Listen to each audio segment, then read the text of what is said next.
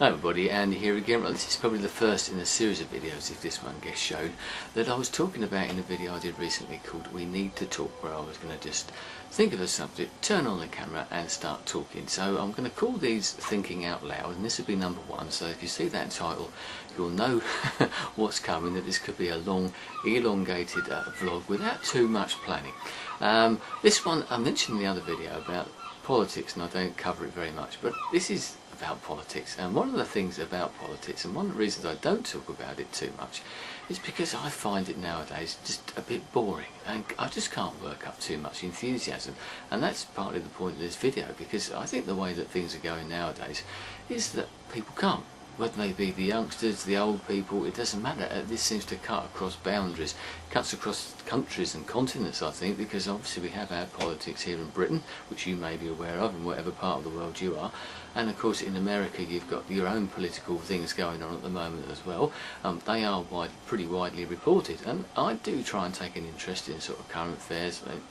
I watch the news regularly, you know, buying newspapers, reading magazines, all that sort of thing. I try and take an interest, but I just can't work up any enthusiasm for any politicians or any political parties. One of the reasons for that, I did do a video a long time ago called Politics and Money, and I felt that money had such a big influence now on politics that we weren't getting the politics that we deserved or that we wanted. And I think this is just getting worse and worse. Something I've noticed over here, and something that really annoys me in my country, and probably you may well have found it, and if you have, fine, let me know. If you haven't, let me know as well, you know, because I want to get, maybe build up a bit of an argument, a bit of a thing going on here, and let's talk openly about these sort of things.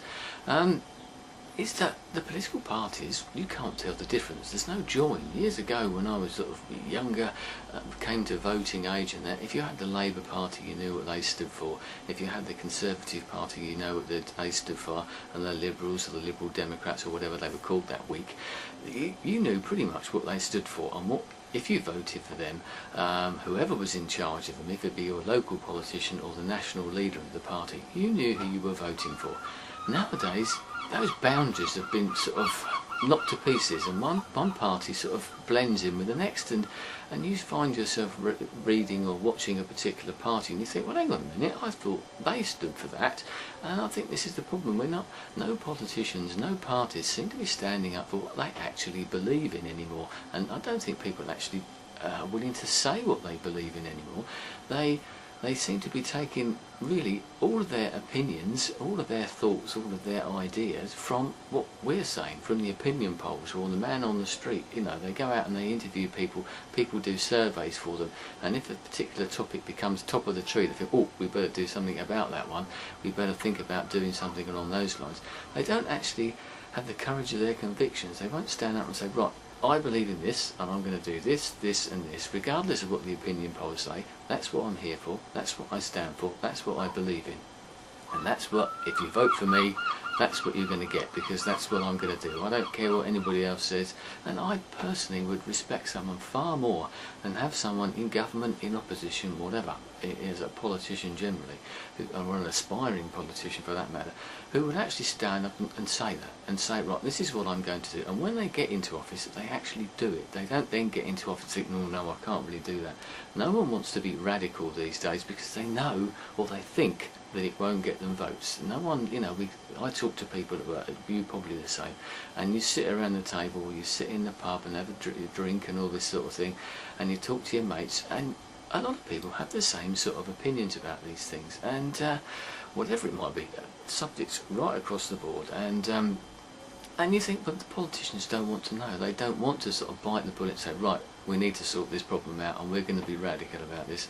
We're going to get to the bottom of this. Instead, they mess about, they mess around the edges of something. They don't actually get in there, and they fiddle around with the problem. And by fiddling around with the problem, it doesn't actually go away. To get a problem to go away, you've got to tackle the problem.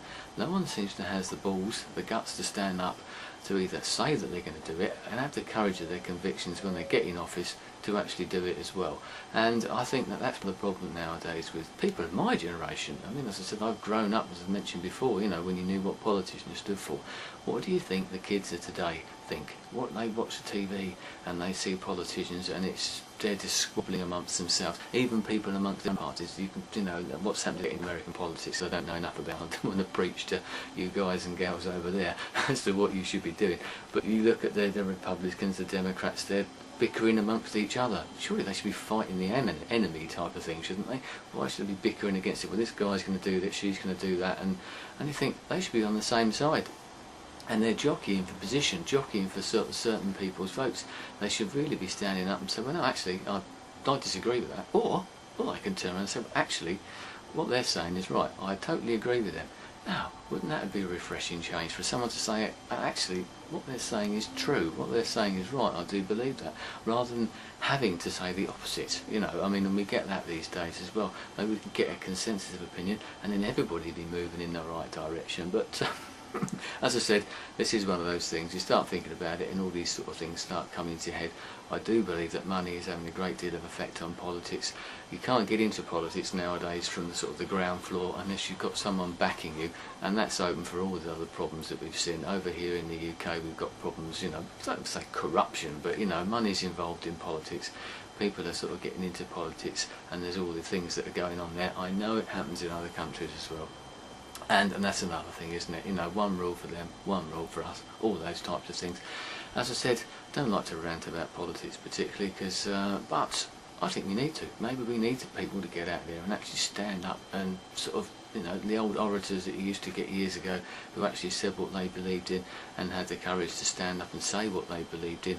And if people didn't like it, that's fine. As I said, like on here, isn't it? You put your opinions out there. I don't mind if people disagree with me. That's healthy. But at least I'm telling you what I think. What I'm telling you is what I believe and what I feel. You know. And if I was to get into politics, I'd do this, this, and this.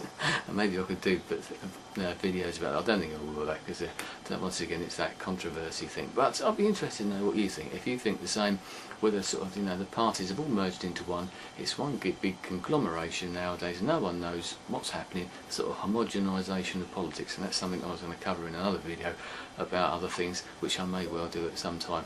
And it's just, maybe that's just the way the world is now. Everything's sort of being homogenised, and you can't tell the difference between one party, one group from the other group, and no one seems to know. But anyway, enough of that, I think. But I'll be interested to know your thoughts on this. Do you think money's disrupted politics? It's not true politics anymore. People are in it for their own good. That's what most people seem to think nowadays. You can't trust any politicians like maybe you could years ago. We all feel suspicious about anybody who wants to be a politician. I remember reading a book, a science fiction book, years and years ago by one of my favourite authors, Arthur C. Clarke, and there was an idea in there, I can't remember the whole thing, but there was an idea in there that anybody who wanted to be a politician should be disqualified. You know, we get ordinary people, let's pick reasonable people. Maybe we can look on YouTube and say, well, let's have him, her, you know, and have a group of people. So, right, we're going to put them on the committee, they're going to come up with some ideas, throw some ideas around, and I'll bet they come up with some better ideas and more radical ideas and sensible ideas maybe than all those people in the House of Commons or the House of Representatives or whatever it is you've got over there, or your various parliaments in different parts of the world. That's another radical idea, but that's me. I can be a bit of a radical at times. Anyway, thanks for your time. I'll speak to you again soon. Goodbye.